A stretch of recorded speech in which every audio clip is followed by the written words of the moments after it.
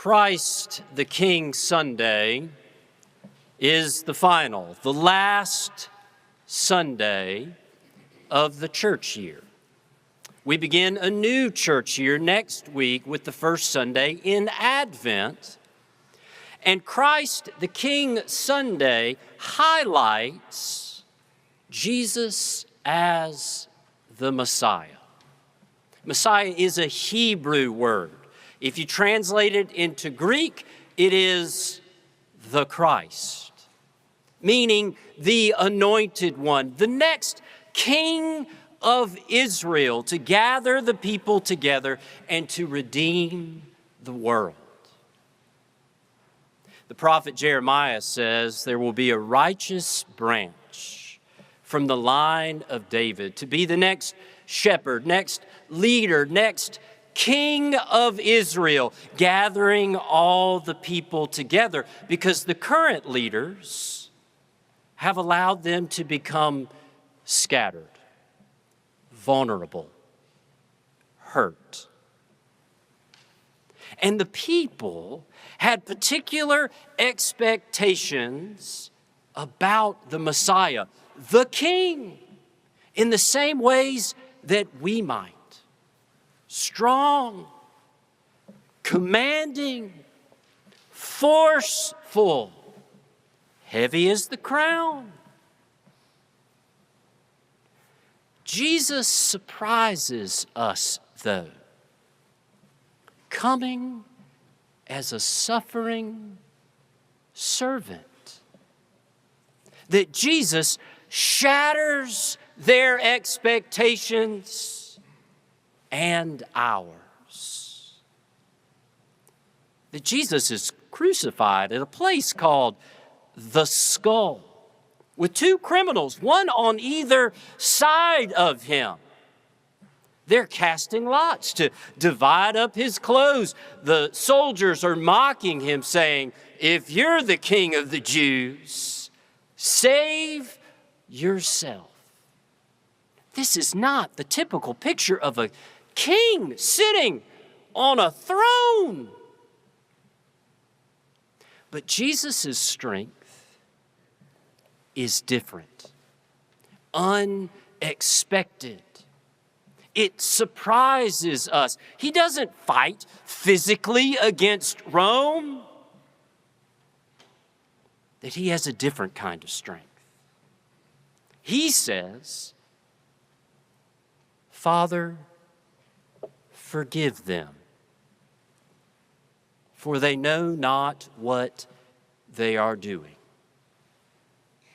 It is the unexpected strength of empathy, compassion, and mercy.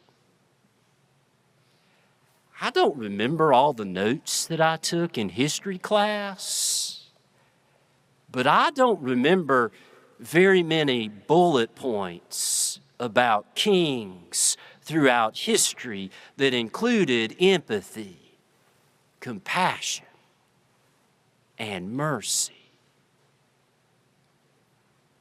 That there is always something new to discover about Jesus. Jesus has been many things to us throughout our lives. As a child, we need the tender care of Jesus. The one who says, "Let the little children come to me."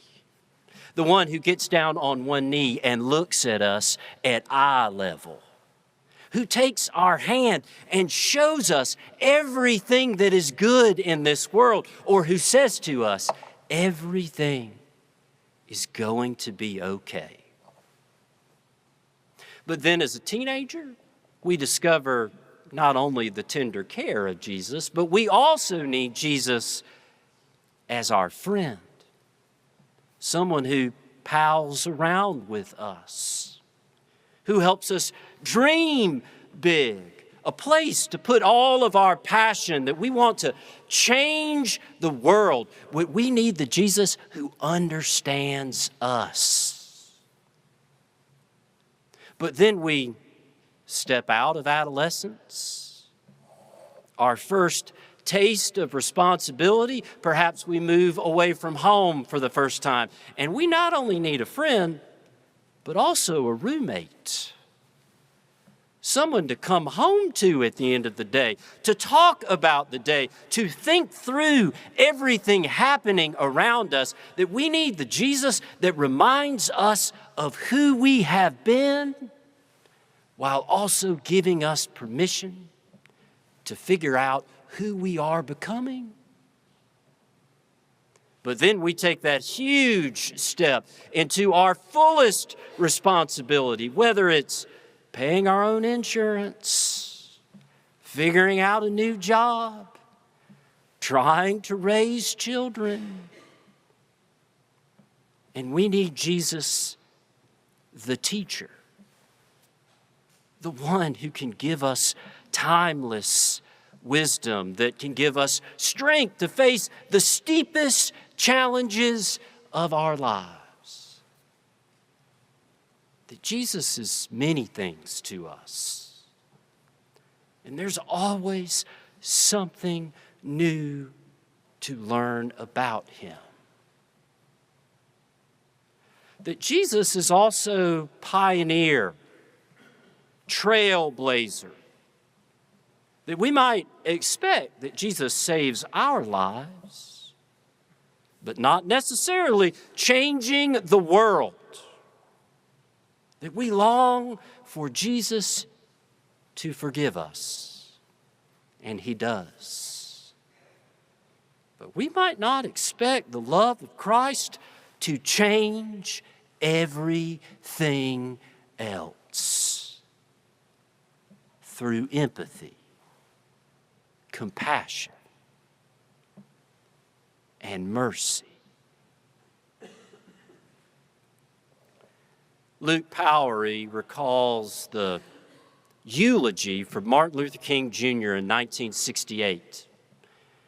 After King was assassinated, Howard Thurman stood up at the pulpit to speak at his funeral. And Thurman said, "Dr. King was killed in one sense because humanity is not quite human yet." That we might think of our humanity as a liability.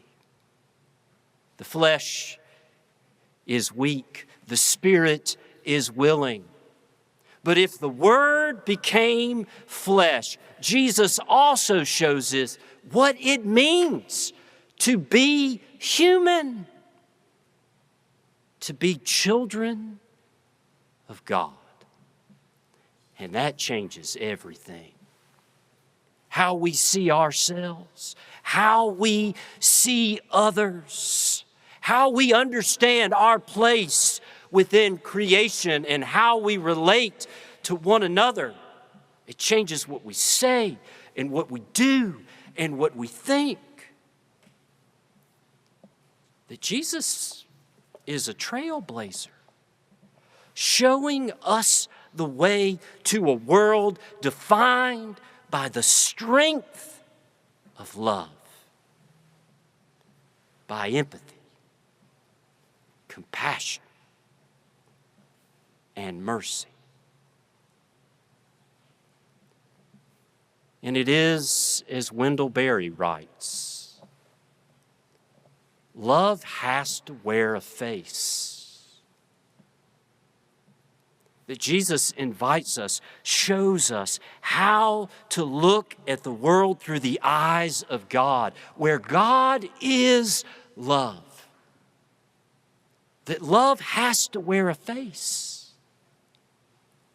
And it is the face of our neighbor.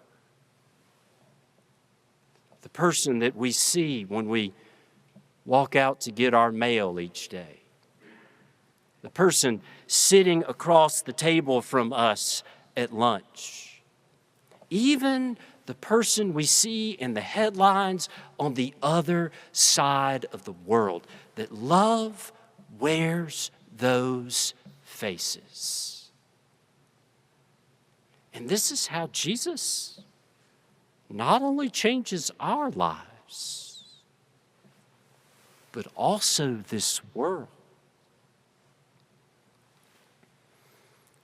I remember sitting in English class in high school, and my teacher talking about context clues. And I know I'm a little biased, but I think English teachers are really important people in our lives. And she said, if you read a word that you don't understand, look for the context clues. Those words nearby, those phrases that are close to it in the sentence, because it gives you hints and clues about its meaning. For example, if the sentence reads, when the light gets brighter, our pupils contract. However, when it grows darker, they dilate. And we might not know what dilate means. But if when the light gets brighter, our pupils contract, that they get smaller, then context clues tell us that when it gets darker and our pupils dilate, that they do the opposite. They get bigger. They get bigger to let in more light. And context clues, let in more light. Hints, clues about what life means. That we can use context clues in our everyday lives as well. Just as the New Testament scholar Julia Clark Souls writes, the greatest context clue is love. That when we are presented with a question and we don't know what to do, Jesus invites us. The love of Christ shows us that we are to live with empathy, compassion, and mercy. For it not only changes our lives, but also this world. Amen.